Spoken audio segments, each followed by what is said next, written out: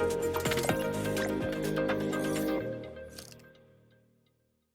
hope you're all well on this Thursday afternoon. I want to begin, first of all, by thanking you all for making time in the afternoon for this session with us. I'm confident you're going to find it very worthwhile. This afternoon, I'm joining you from the traditional and unceded territory of the Musqueam, the Squamish, and the Tsleil-Waututh Coast Salish peoples. Each and every day, I am grateful to be here on this land. And if you so choose in the chat, if you wanted to acknowledge the locations from which you're joining us around the province, please, by all means do. I think we've become very accustomed to doing that in our Zoom environment. So I'm going to be really brief because I think we want to give as much time as we can to our guests this afternoon. It gives me remarkable pleasure actually to once again welcome and introduce to you Dr. Robyne Hanley-Dafoe. My first opportunity was in February of 2020, and to be really candid about it, I was just blown away and so engaged by the presentation. Dr. Hanley-Dafoe is a multi-award winning psychology and education instructor. She specializes in resiliency, navigating stress and change, and personal wellness in the workplace. Couldn't be more fitting for our current times, could it? So with 13 years of teaching and research experience at Trent University, Robyne's work connects research-informed practices with everyday applications that are realistic, universal, and sustainable. And I want to just repeat those last three: realistic, universal, and sustainable. And that's precisely what we need in these times. So without any further ado, Robyne, Dr. Hanley-Dafoe, thank you so much for joining us again, and it's all yours. Wonderful. Thank you for the warm opening remarks. Hello, everyone. It's so nice to be able to join you this afternoon. I'm so excited to be able to bring some more information to you about strategies for navigating these big kind of uncertain seasons. So thank you so much to Darren and to Kevin, for everyone, for the warm welcome back. It's great to reconnect, and I'm very honored to be able to spend this time with you. And I appreciate that your time is your greatest resource, and the fact that you're sharing it with me this afternoon, I take great, that's an honor. So many thanks for that. I'm just going to share my slide deck, and as Kevin lets you know in the chat, all of this will be available to you as it sounds like it'll be ready for you next week. So you're welcome to my slide deck. All my material is open educational resources, so you're absolutely welcome to copy it, borrow it, share it, pass it on to whoever you might think will benefit. And so what we're going to talk tonight about is, I'm going to talk a wee bit just about the resilience in general, because that's my home base. That's where all of my work stems from. But we'll really take a focus on wellness, both for yourself, for your communities, and even your family systems. So thank you again, and we'll just jump right into it. So the first thing that you should be seeing here is my contact information. And I always make sure to start with this because I welcome these conversations to continue. We need to have this outreach to be able to connect and create community. So I want you to know you're welcome to reach out. I look forward to hearing from you. Now, the second piece there is my website. And on my website, all of my material and research is open educational resources, or what we call OERs. So again, you're welcome to download, to borrow it, to share it. If you're really specifically interested in learning more about resiliency, let's say for kids all the way from toddlerhood to teenagerhood, I have material there about how to foster and cultivate resiliency. There's lots of information, so please feel free to hand it out. I also want to recognize Darren's acknowledgement of the land in which we're joining on. I'm joining you tonight from the land of the Anishinaabe First Persons of the Mississauga in Ontario, or what is known as Peterborough. And I'm a settler in this space, and I give thanks and recognition for this opportunity to gather. And I am learning, and I'm listening, and I want to be an ally to my Indigenous colleagues and community members. So miigwech, and I'm very excited to spend this time with you right now. So the first thing I wanted to do is just, sometimes we call it a noting exercise in psychology, but I thought, given that this is the end of your day, we might just do a little bit of a gathering welcome. So my invitation for you, if you're comfortable, is just to take that deep exhale. Your workday is done, or hopefully almost finished. So just to kind of notice that you're where you are, just kind of notice that all of the effort it took to get to this moment in time, all of the decisions you've had to make today, all of the stick handling of things that you were navigating today. I just want you to recognize how much effort has already gone into your day.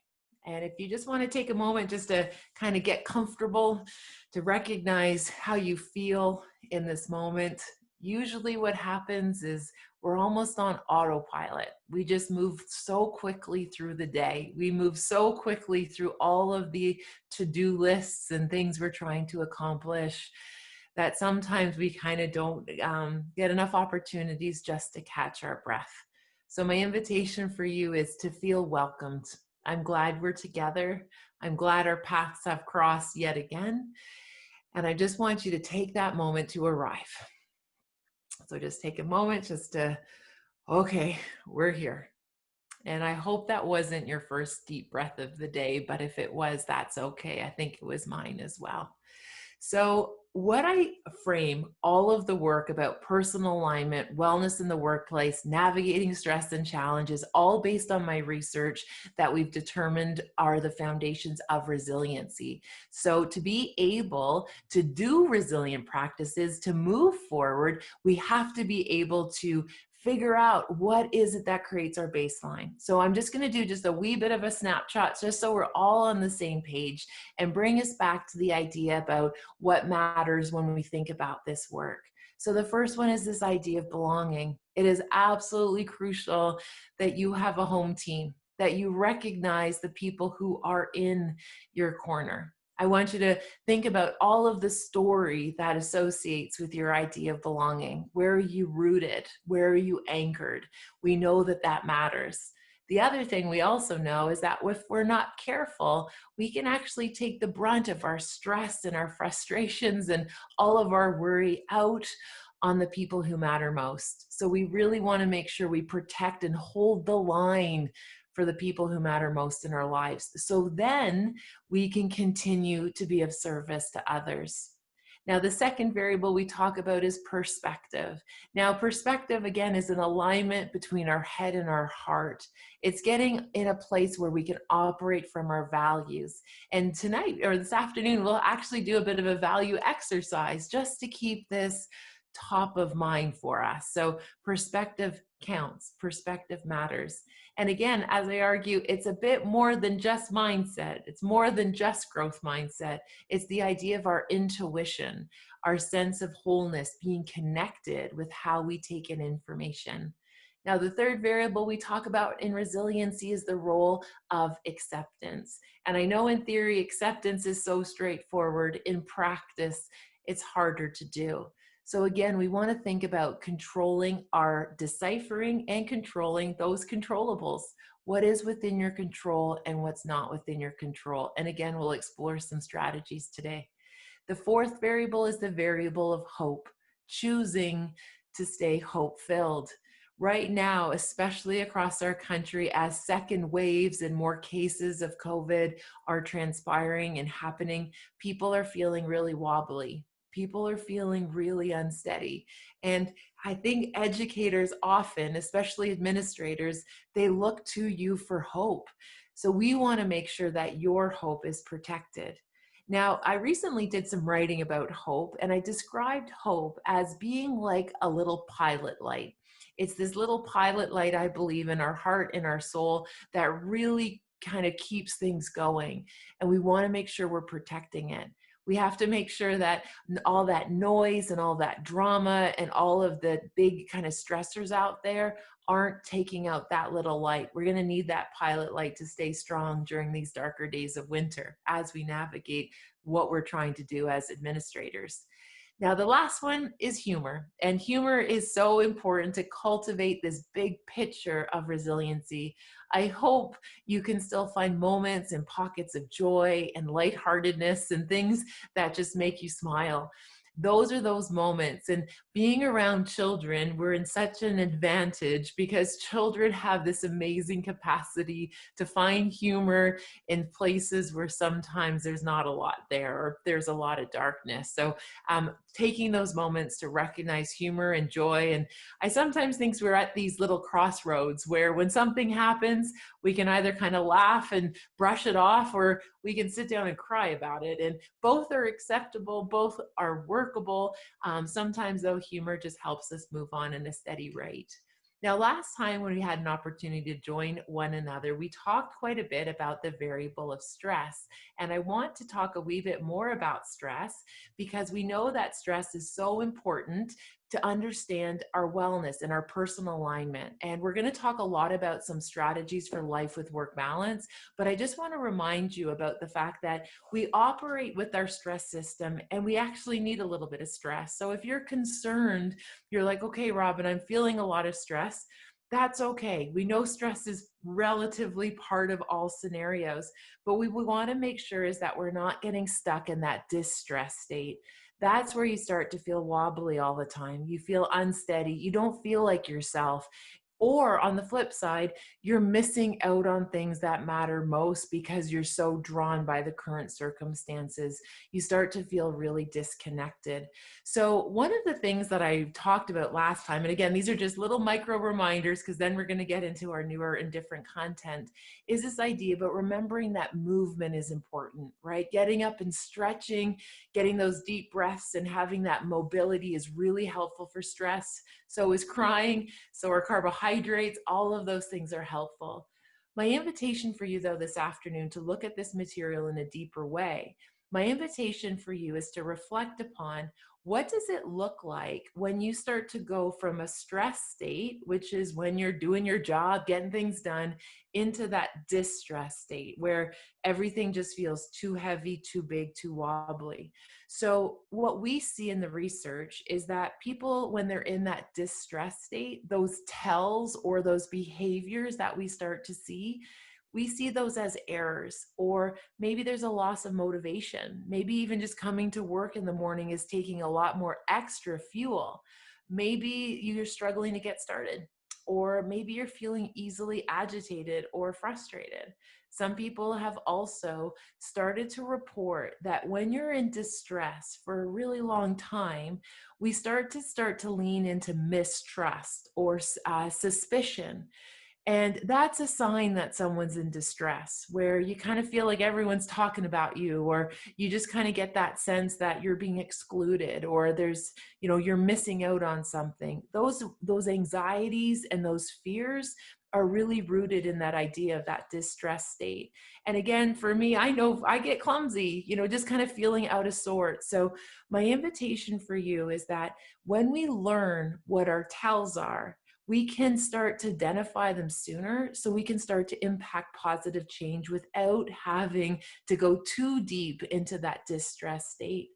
Now, one of the things that we talk often about when we think about alignment and how we get balance, another theoretical system, or what we call a conceptual framework that we can use on this, is actually the principles of emotional regulation. Now, I know a lot of educators and administrators, you're familiar with this in the context when we think about younger children or littler ones, but we know that emotional regulation right now for adults is so important. So that way you feel okay and you're doing such hard, heavy work. We often talk about the work as leaders in education. It's not just hard work, it's hard heart work. This is challenging, and it's not just intellectually challenging, it's hard on our bodies. So we want to make sure that we're regulating as well. So to tell you a wee bit about this, and I'm sure you're familiar with it, but I just wanted to kind of go over it just to make sure we're all on the same page. You know what your drive system is. That's that system that fires you up and gets you going. It's that idea of goals and accomplishments. And you know your threat system. That's the part of your head and your heart where it's like a fire alarm going off. I know for some folks, it's been like an air siren going off since March. Our educators and our administrators really haven't had a break. You've been just putting out fires since this whole COVID transpired. So we know your threat system is nicely activated. Now, what system I would invite you to think about is your soothing system. That's that part that tells your brain you're safe and that you're going to be okay. And that's part of resiliency. And it's also part of personal alignment. And again, we'll get to the life with work balance piece, which really frames this together. Now, if you think about it, the quickest way to get to your activation point of your soothing system is actually through your breath, actually breathing 3 breath cycles, like a deep inhalation and a slow exhalation 3 times is enough to send the brain a message that you're safe. So our breaths really matter. Now, here's a really fun little breathing exercise. I love to do this with like toddlers all the way up to elders. It's called birthday cake breathing. So if you ever need to like regulate quickly, I want you to take a deep inhalation in. And then I want you to imagine blowing out your birthday candles in slow motion. So take that deep breath in, and then I want you to slowly blow out your birthday candles, right? 3 cycles is enough to help you regulate. Now, here's a quick little story. Just this weekend, I was feeling pretty revved up. So I stopped and I thought, okay, I'm going to do a birthday cake breath. And I was doing this breathing cycle as one of our teenagers walked by. And my son said to me, he goes, Mom, are you doing birthday cake breathing? And I said, yeah, Jax, I am. I'm feeling a little bit anxious. And he watched me do a breathing cycle.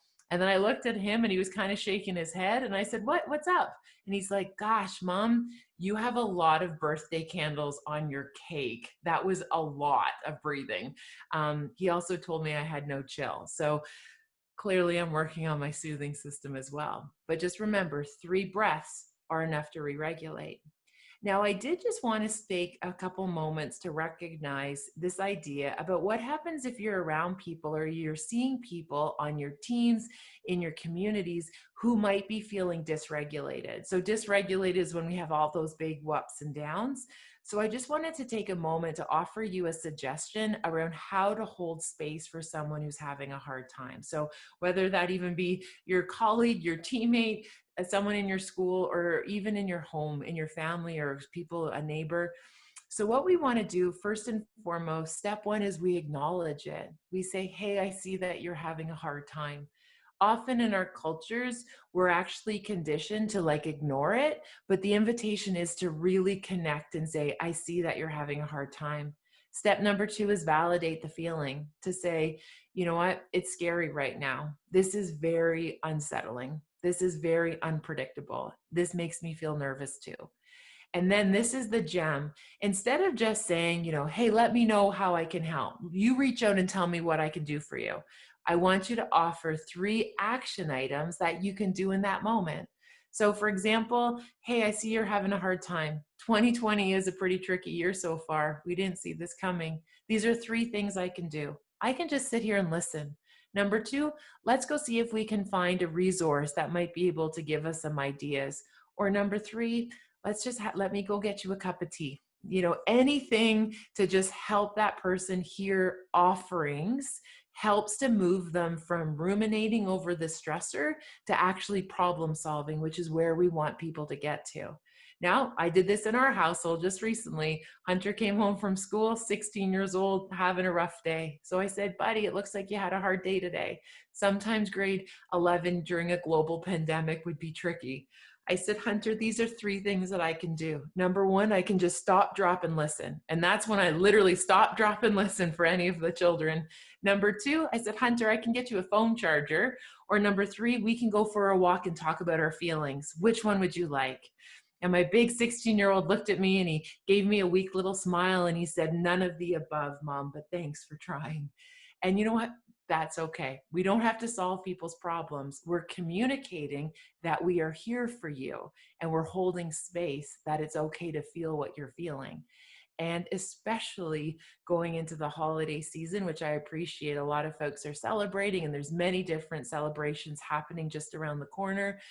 There's a lot of different emotions, and normalizing the fact that emotions are meant to ebb and flow. If you even just look at the word emotion, emotion is part of it. So it's okay that for some people this could be positive, for other people it might be not so much, and that's okay. We are who we are, and we're taking it one moment at a time. Now, another idea to think about that I wanted to share with you is this idea of your value system, because this is going to relate to how we do our life with work balance.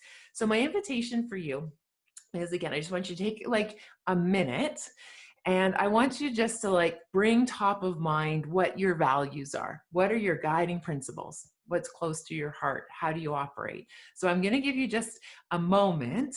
So I want you to think about what those are. So I'll pause just to give you a moment to reflect, and perhaps you can jot them down if that's available to you, or just keep them top of mind. So I'll just give you a moment.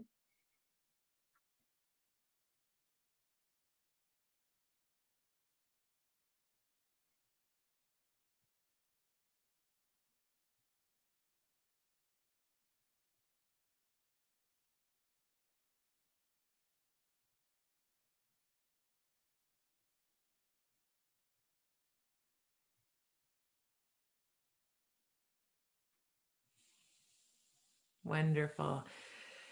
It's okay if you didn't get 5, and it's okay if you didn't even get 3. Okay, we're tired. There's a lot going on right now, but hopefully you had just kind of a few ideas of what speaks to you.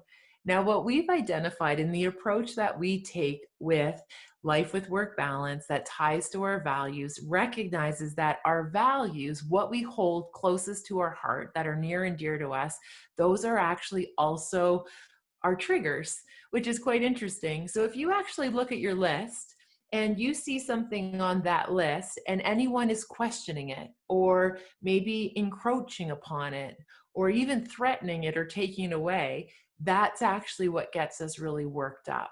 So let's say, for example, your family was on the top of your values list, being somebody who's dedicated and committed to their family. All of a sudden now you're administrating during a global pandemic and you are being pulled away from your family. That's going to be very triggering. That's going to actually activate your threat system. Our triggers activate our threat system. Or let's say, for example, that you want to be a leader who feels really impactful. Like you want to be that leader that's really there for people and really plugged in. When you have such big communities that you're supporting, you might not feel as you're as successful at meeting everyone's needs like you once were. So that's going to be triggering for you. So one of the things that I want to invite you to think about is holding our value systems in a very close way to our hearts, and just realizing that our values are really great points of data to help us understand where we can cultivate life with work balance. So we'll talk a little bit more about that.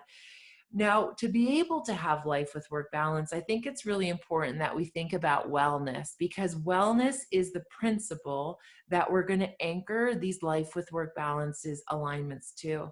Now, a lot of folks define wellness very specifically. They talk about wellness being sleep, nutrition, and exercise. Now, when we call wellness just sleep, nutrition, and exercise, it's kind of hard to do really well at that, especially during big seasons of uncertainty and stressors. So I like to think of wellness more broadly defined. I like to think about it as our psychological safety. You have to feel safe. You need to trust that you're going to be okay. That's part of wellness. We also want physical preparedness. We want to make sure that you're ready and you have enough energy in the tank to be able to keep going. And I also think wellness, we have to have our purpose and our soul cultivated. So many people are reporting to me right now that they're just feeling as though everything's just a big blur, or things feel like we're in Groundhog Day and it's so repetitive and people are losing that sense of forward momentum. So we want to think about ways that we can cultivate it. Now, another way to think about it, when I was describing it earlier, that first part, like most people define wellness as physical. Now, that's just one of the branches or one of the dimensions of wellness. There are many other dimensions as well. Now, if you actually think about this as like almost like a stool, okay, so like a stool you would sit on, or like a bench, if you only have your wellness based on the physical and nothing else, clearly it's going to be wobbly. But when we have more dimensions to our wellness, that's what gives us longevity and sustainability. So we really want to make sure that we're looking after the different pockets and not just focusing on one area. Now, one of the things that I wanted to do was to let you know what were the most successful wellness practices that we have been able to see implemented during the last 9 months that we've been studying COVID and workplace wellness.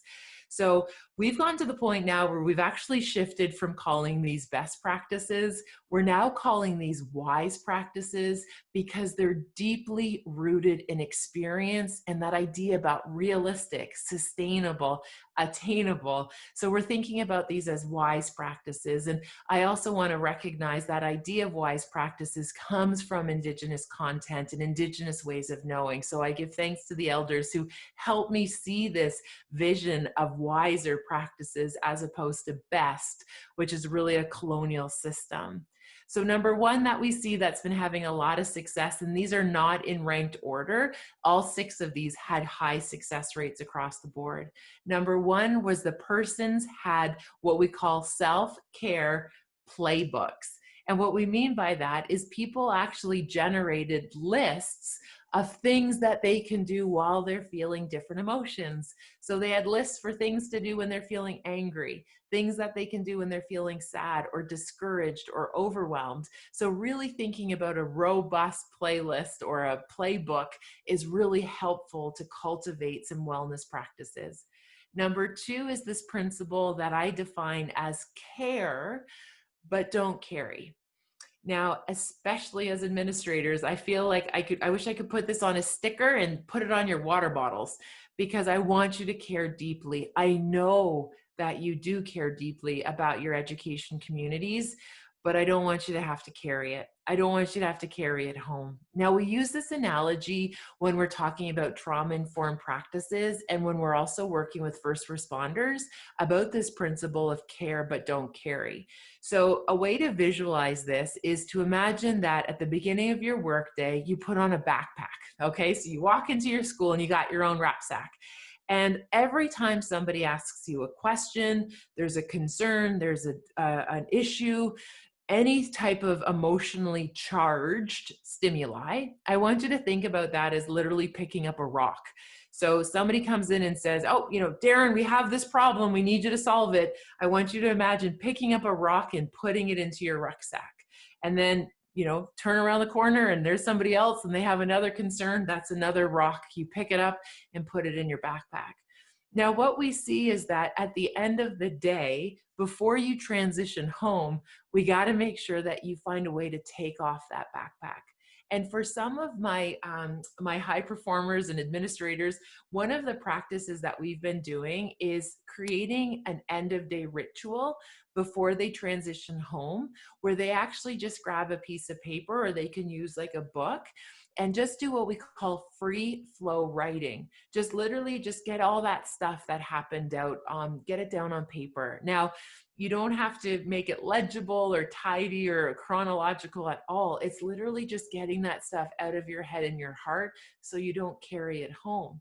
Or another thing you can do, if you're more of kind of a linear thinker, what you can do is just write key deliverables that you have to do tomorrow when you get to work, right? So those things you don't want to forget, just make a to-do list before you leave, and then you leave it there. So you care deeply, but you don't have to carry it. The third invitation that I have for you about wise practices for wellness, and again, this all cultivates on this alignment, is this idea of receiving. Now, a lot of my educators, a lot of my administrators, you are so good at helping. You are the go-to person. You're the fixer. You're the person who's kind of keeping a pulse on all that's transpiring. What we also know, though, is that the givers sometimes struggle with receiving. And when you're just giving all day, it's actually hard for us to take in rest. It's hard for us to take in renewal or replenishment.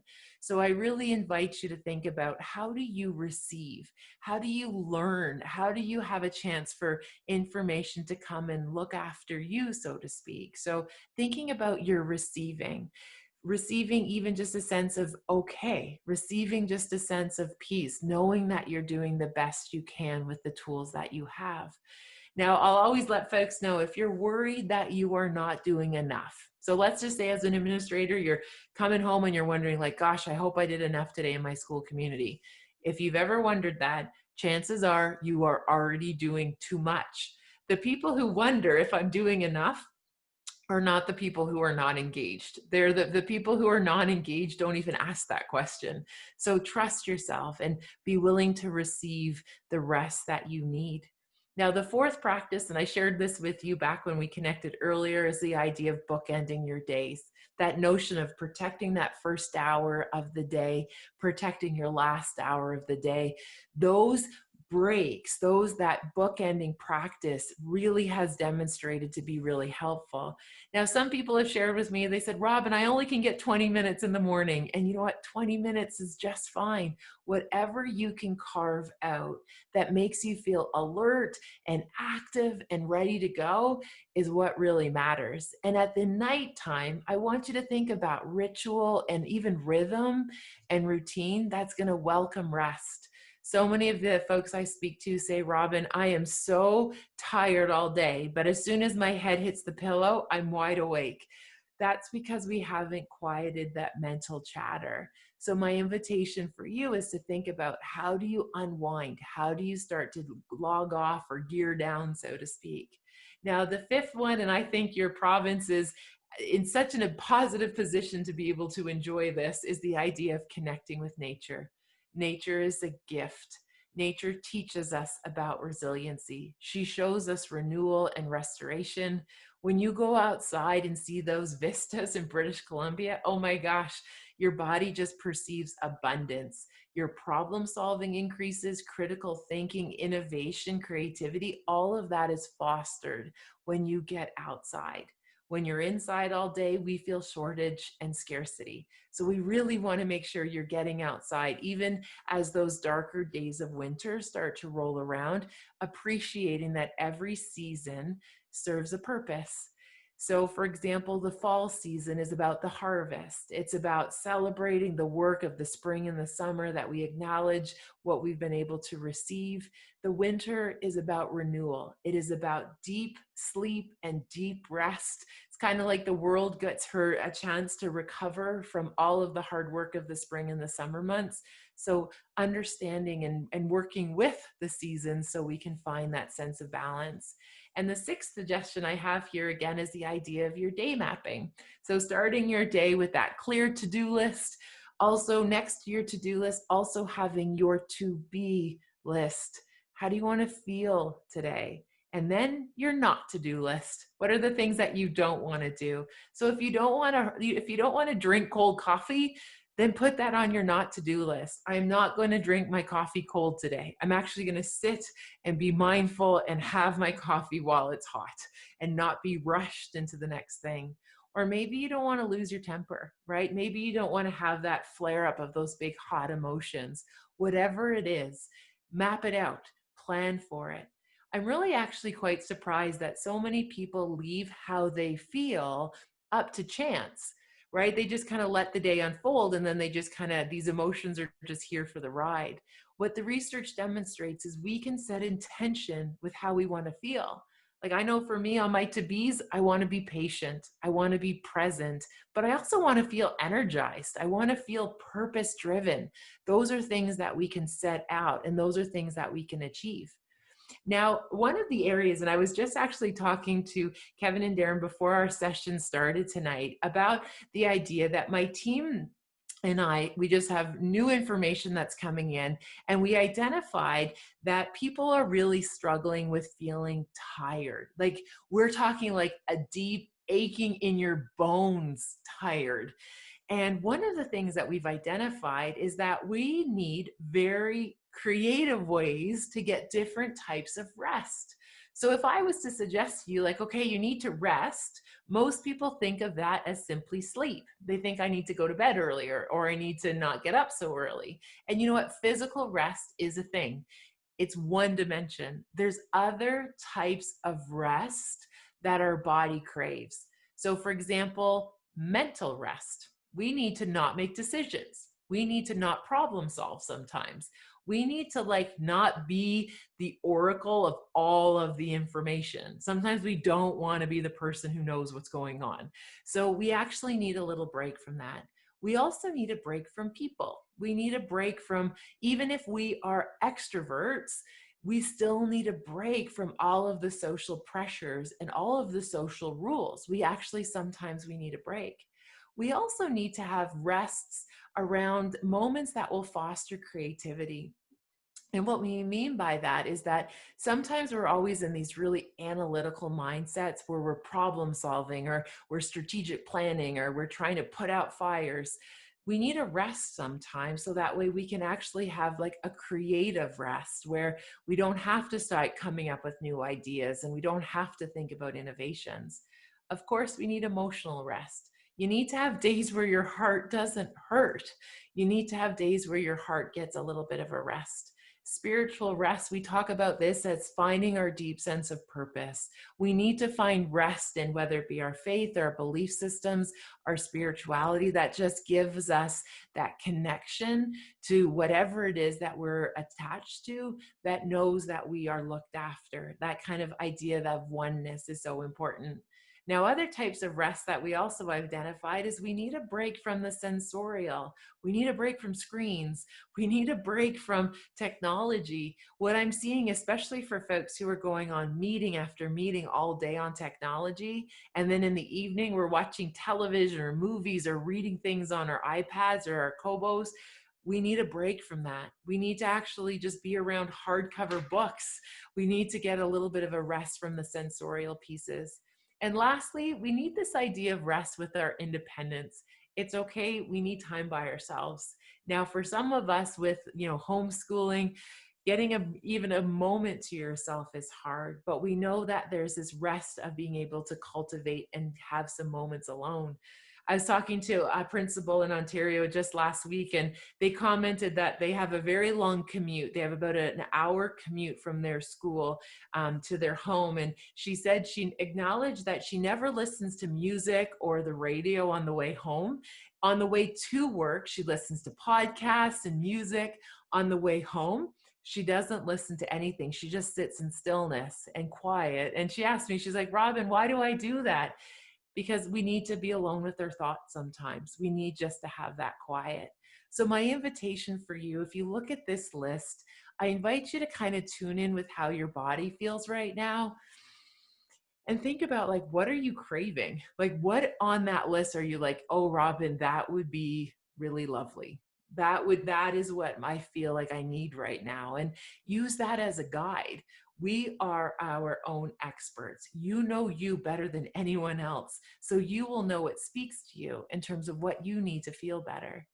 Now, I always like to leave things on a happy note, and I'm going to get into some other strategies for you, but I just wanted to touch on this idea about happiness. And somebody recently asked me, they said, like, how can we be happy during a global pandemic? And I realize that there's big pain, there's big suffering, and I do not want to minimize any of the grief and the loss people are experiencing. But what's interesting about the human condition is that we are hardwired to still be able to find joy and humor and happiness. And what I wanted to do is just give you a wee bit of a snapshot as where do we find that? Like, what actually produces those feelings? Now, most people think of the happiness in the idea of their endorphins, right? You go for a run or a really brisk walk and you kind of feel fired up, right? So that's the endorphin rush that we get.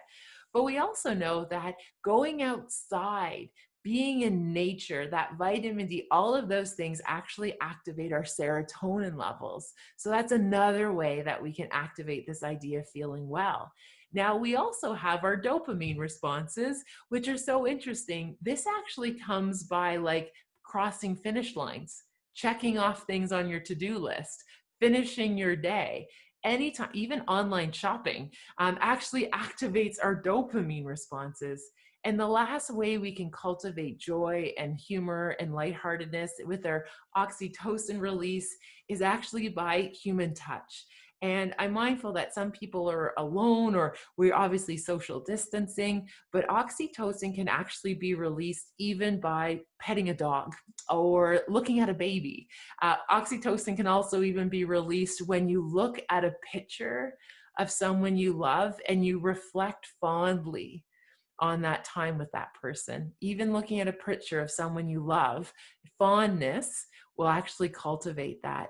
So if you're kind of feeling a little bit stuck, feeling a little bit blah, my invitation for you is maybe to try other ways of activating that sense of well, that sense of being happy. And there's nothing wrong, because worry and having a global consciousness and being mindful of others, all of those feelings can coexist with you actually feeling okay, that you feel well and you're happy. You can have those things coexist.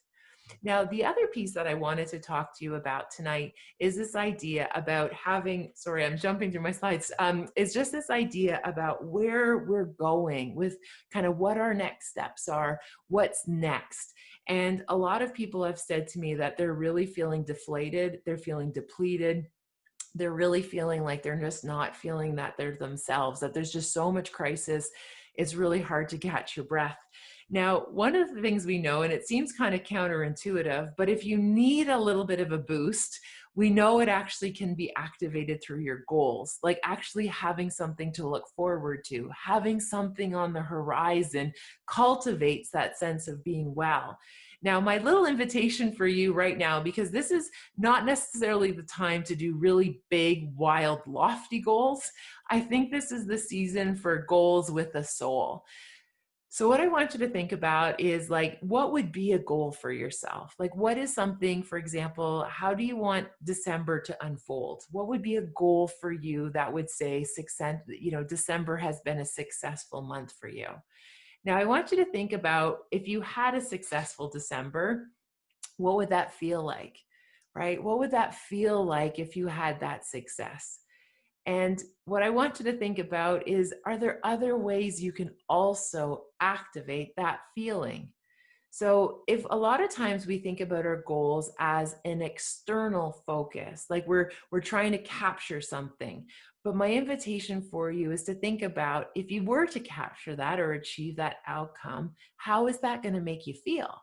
And what we also know about the research is that we can actually activate that feeling in multiple different ways. So again, I want you to think about that. And when you start exploring what your future is going to hold, what your goals are going to be, I want you to think about, what's that next right move that's going to get you closer to that feeling.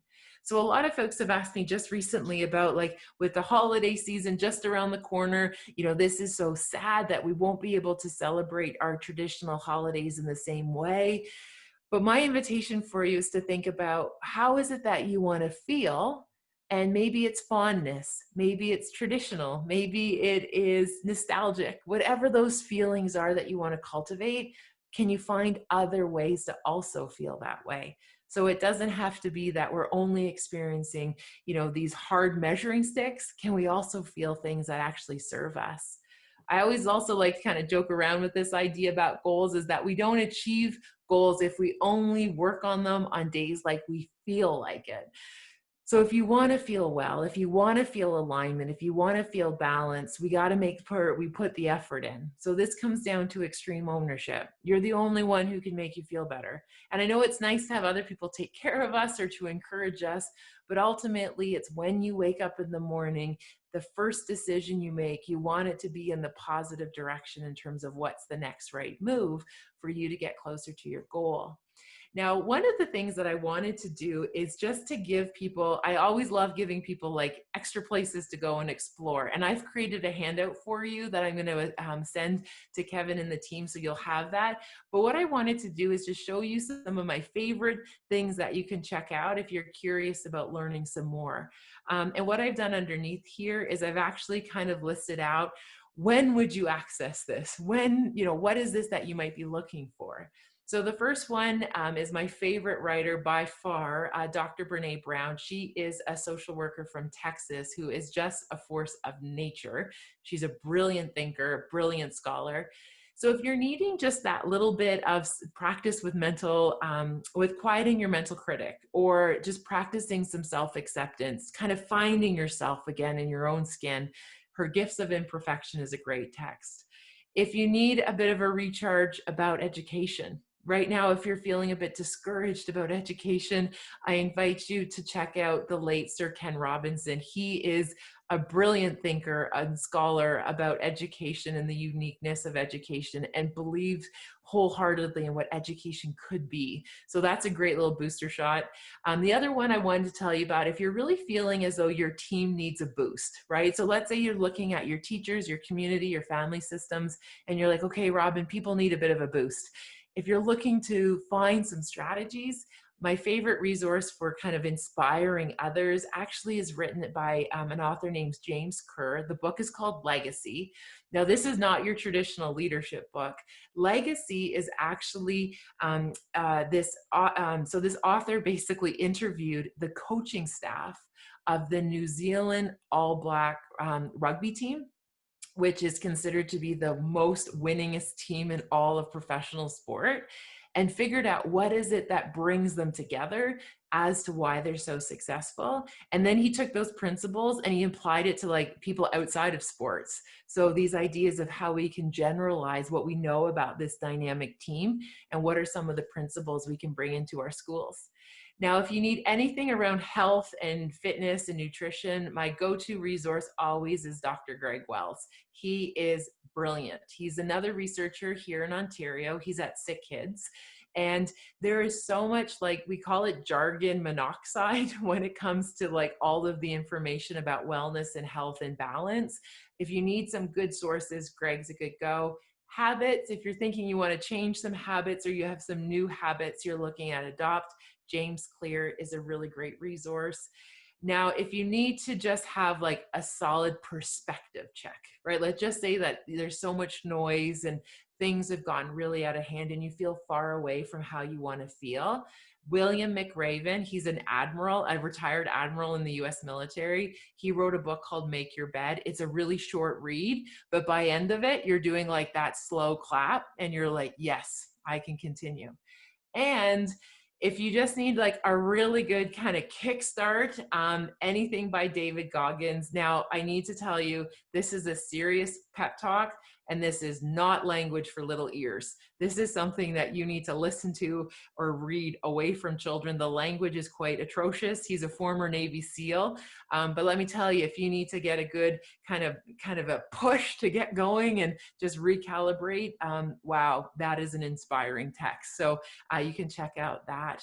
Now, the other thing, as I mentioned to you, I have curated a handout. I'll make sure you get that. I've also listed some strategies that are in like more of that numeric 1 to 10. So I also have a 1 to 10.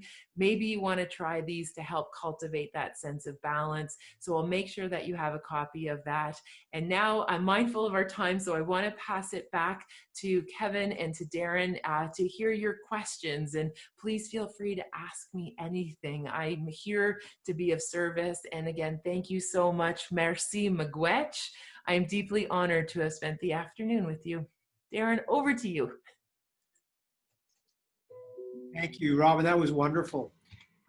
Just a reminder to all our participants that if you do have a question you'd like to pose, can you please just use the chat? Kevin and I are monitoring that, and we'll pass those questions along to Robyne on your behalf. And to give folks a moment maybe to do that, Robyne, I was hopeful that you might retell a story that you shared with Kevin and I before we went live with the broadcast. And it just speaks to one of the strategies you spoke of in the different kinds of rest. And you were sharing with us a little story about rest from decision making, and it was around your family's dinner plans, actually. And I thought that was such a beautiful and practical example of mental rest. And of course, right now we are, overwhelmed with decisions day in, day out. So if you would mind sharing that, I'll give people a chance to post. Sure. Yeah.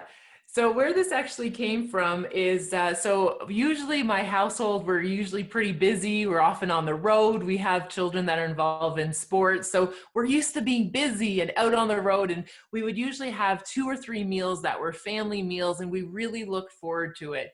When the pandemic rolled around and all of a sudden now we're together all the time, making family meals 7 days a week became a cognitive burden. Now, I need to tell you, by the end of the day, they'd be like, Mom, what's for dinner? And almost there would be sometimes I wanted to cry. I was just like, Please don't ask me to think any longer. So we came up with a system at our house. So after, mom kind of hit that point where I couldn't make any more decisions and people are probably tired of pizza, we actually got to the point where I asked the children, they had to like come up with their own ideas of what they wanted for dinner. Now I would make it, no problem. My husband and I, we would make it, or they would try to make it, but it was just the idea that we didn't even have to think. Now, one of the activities I did just out of curiosity one day is I was curious on a work day, how many people ask me questions? How many times do I get asked things or I have to decide things? So if folks know, when like, have you ever gone into the box store and they have that little clicker where every time a customer walks in, they can click? So I just, for curiosity's sake, actually just clicked an hour to see how many decisions I was asked. And in 1 hour, I was asked over 25, I would say, heavy load decisions. So imagine what that's like for you as administrators over the course of a day, over the course of a week, over the course of a term. Good grief. That's why we're tired. So invite your families to get on board if that's available. Let them do some of the decision making. Let them do some of the thinking. And it's okay to say, mom needs a rest from making decisions. And, I also know, even just trying to think about what we want to watch in the evenings, some nights that's where it's too challenging and I just went to bed early because I couldn't even decide what to watch. So just doing the best we can with the tools we have is the best that we can do right now, Darren. Great. Thank you. You're welcome. I have actually pleas for you to write a book. Please write a book. Is there a book in the works?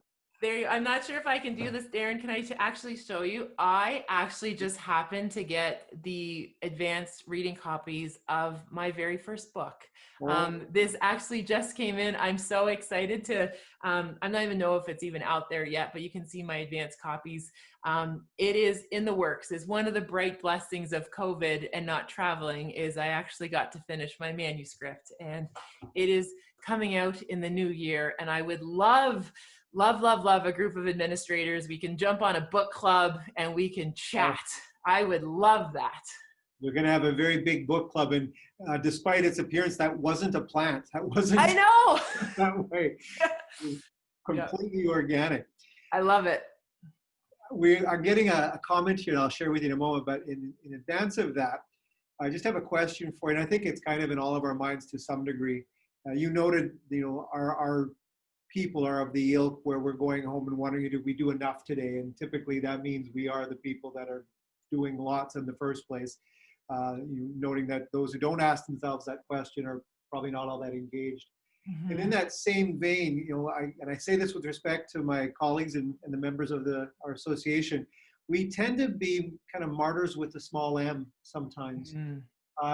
How do we give ourselves, or how do we break through that block? And we've tuned in, we hear you, we love the messages. How do we give ourselves permission to do those things and to break through the blocks that we carry with that, the big R responsibility? And if we don't do it, who else is going to do the heavy lifting?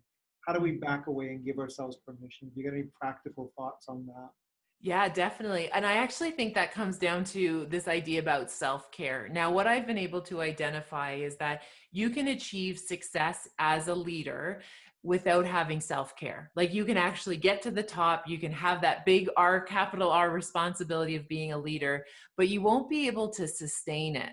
You won't be able to stay there in a meaningful way unless you have self-care. So if you want to be productive and impactful in your job for more than 3 years, you got to think about self-preservation. You have to think about, how do you set up your non-negotiables so that way you can continue to be dialed in, to be of service to others. But you also have to make sure you're protecting your little pilot light as well. Because when that pilot light goes off, we shouldn't be doing those jobs anymore, right? When we lose hope, when we lose trust, when we lose our ability to have that, what we call efficacy, that we can actually facilitate and cultivate change, that's when we're not going to do our jobs well. And we all know what that looks like. We all know people that have stayed in fields and positions long after they kind of lost heart.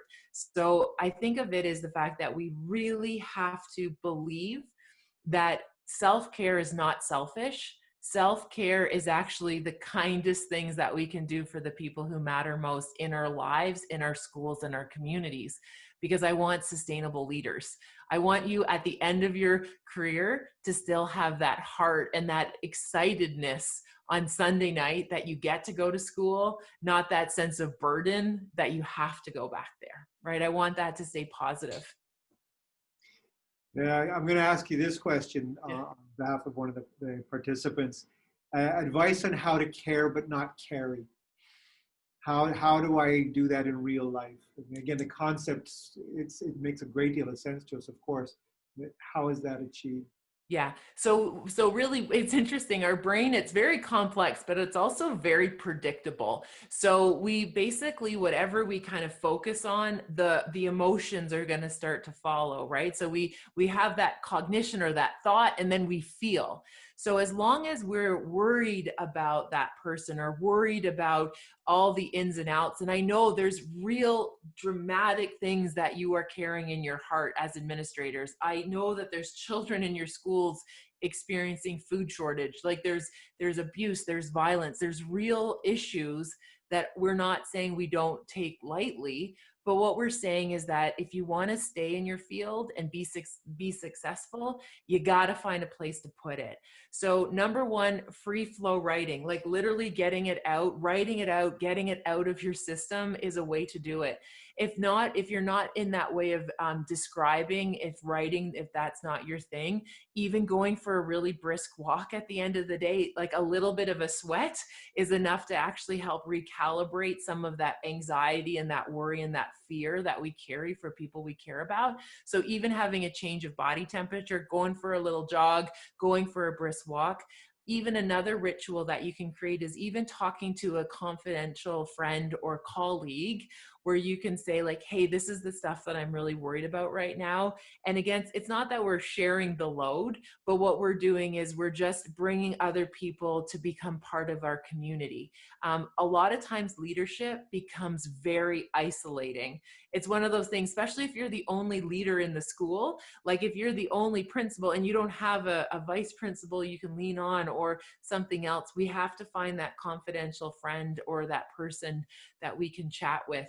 I think those are the things that matter. And again, I just always remind myself, it's not selfish not to carry it. It's not selfish. It means if I want to continue to do this work, and I care deeply about doing my trauma-informed work, and I know if I carried all of the stories that people have shared with me and I've worked through, I wouldn't even be able to do my job.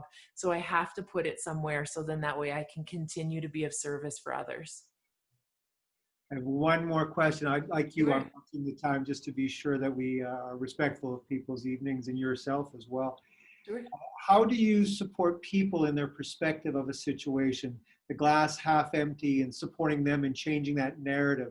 The ultimate goal, of course, being finding joy and positivity in the day. So I think what really is important is that kind of that really old additive kind of garbage in, garbage out. And I know that's a terrible analogy to use, but it's the idea if we're only hearing complaints, if we're only hearing worry, if we're only hearing noise and all of that negativity, that's going to start to really kind of erode our capacity for positive. So we got to be careful of the stories. So look for the inspiration, and our perspective can change so dramatically. And I even think about the old story about Roger Benninger, and he was the person who broke the 4-minute mile. And what I always tell people when there's a lot of negativity around, I said, listen, like, we're adaptable. Like, humans can shift on a dime. Like, that's part of our evolution. And, I shared with them the story about Roger, how they used to say that no human being would ever be able to run a mile in less than 4 minutes. They said it was humanly impossible. Roger goes out, he does it, and within 6 months, like 10 other people broke that record because we blasted perspective wide open. So again, however you can foster inspiration, bringing in good news stories, challenging our perspective, because we're adaptable. We have what we call cognitive nimbleness or flexible thinking. We can be persuaded towards positive. So for example, when you go into your meetings with your staff, instead of being like, okay, what's wrong? what's on the agenda, what fires are we putting out. Just take a mindful minute at the beginning and say, okay, what's going right? What have you heard this week that really is, that good news story? And not just like that surface news story. Like, I mean, like stuff that really just kind of gives you that sense of like, wow, the world, we're going to make it. Right? That stuff that really just, even if there's, that little one in your school that you're really worried about, but then they had that little turn of a corner. And we know as educators, that's why we do it, right? Those little micro moments. So finding those, I think, is how we can cultivate that. And you know what, there's always going to be people who don't like positive people, right? We're not for everybody, and that's okay.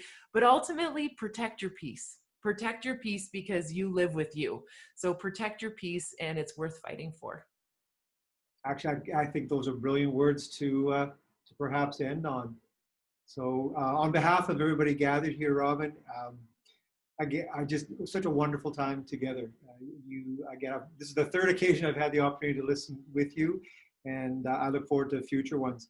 A couple of takeaways for me, and I'm certain for everybody else.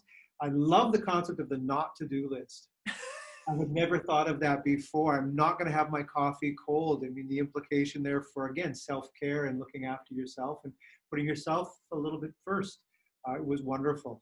I also like the holding space for others. When you spoke about offering 3 action items, when I first saw that in the slide, I thought, oh no, they're going to be these big problem-solving suggestions, and they're not. They're not. Can I get you a cup of tea? I could do that. Really love that you said a fair answer from who you're speaking with might be none of the above. Yeah. But it just illustrates we're there and prepared to be a support of whatever kind we can at the time. So wonderful advice. And I love that your resources are key resources. If I'm looking for a specific kick in the ass that I can go to a book or not. And I'm going to start with Make Your Bed. So. Yeah. So again, just on behalf of all of us gathered here, wonderful time together. Thank you once again so much for joining us. And my pleasure. Pass it back to Kevin. Oh, and you've got a huge fan base. They can't wait to get your book, and your book is already oversubscribed. So you're going to have a BC chapter alone in the book club. I'm quite sure of that. So Kevin, I'll pass it over to you to wrap it up, please. Great. Thank you again, Robyne. It was so timely that one of our members would ask that you have a book and you have it made in there. So yeah, we love the concept of a book club, and anything we can do to help promote the sale of your book, please let us know. And again, this is I think the third time we've had the opportunity to have these just such engaging chats with you. And I know they're always so valuable. And I hope you will come back at some point and join us again. Absolutely, Kevin. Thank you so much. And Darren and all of your souls out there, thank you so much. Take good care. And I really look forward to those paths crossing again. So good night and bye for now.